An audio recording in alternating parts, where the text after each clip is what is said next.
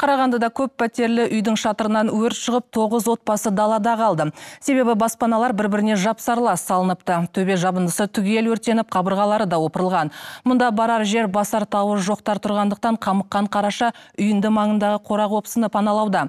Өткен-кеткенге жәутеңдеп қорғансыздың күйін кешкендерге қала билігі көмек қолын созуға асығар емес. Жағдайды көріп қайтқан тілшіміз Саят Дәулетжанұлы айтып берсін. Вот, жена там была. Кричат, как пожар. Мы соскочили, что одели, успели. Это была река, даст мне в лицо. Давление воздуха, видать. Ага. Жену-то я спас, просто сюда. И в окошко я ее выкинул. Виктор Нефедов тілсіз жаудан кемпірін құтқарам деп жүріп, өз бетін оңбай күйдіріп алған. 2 күннен бері оның тұрағы үйге тиіп тұрған мына гараж. Әйелін туыстарына жіберіп, өзі үйіндіні күзетіп қалған. Я не поехал туда. Туыстарымның үйіне бара алмаймын. Гаражда жата береміз енді. Күн жылы ғой, қыс емес. Оның үстіне ашық-шашық жатқан дүние мүлкімізді тастап қайда барамыз? Көмекке өте зәруміз.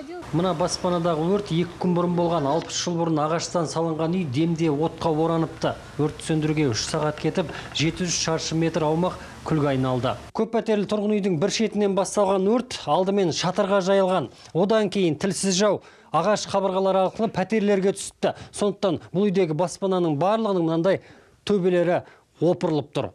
Бірінші пәтердің тұрғыны Саян 2 күннен бері қираған баспанасын қалыпқа келтіріп әлек.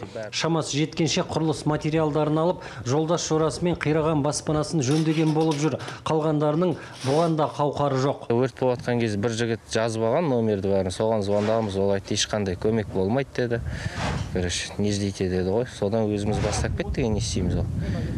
Вообще ешкім келген жоқ. Просто келеді, қарайды, кетеді. Далада қалып отыр. Ана жақта көршілер қорада қонып отыр, өздерінің шал мен кемпірлер.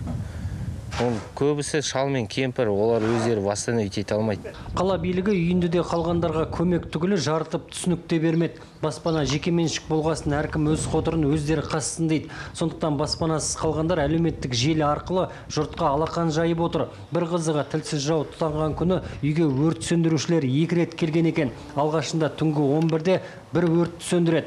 Баспананы күлге айналдырған екінші жалын түнгі 1:30-да тұтаныпты. Енді үйдің 2 рет отқа орануын тергеу анықтауы тиіс. Саят Дәулетжанұлы, Николай Колесниченко, КТК, Қарағандыдан.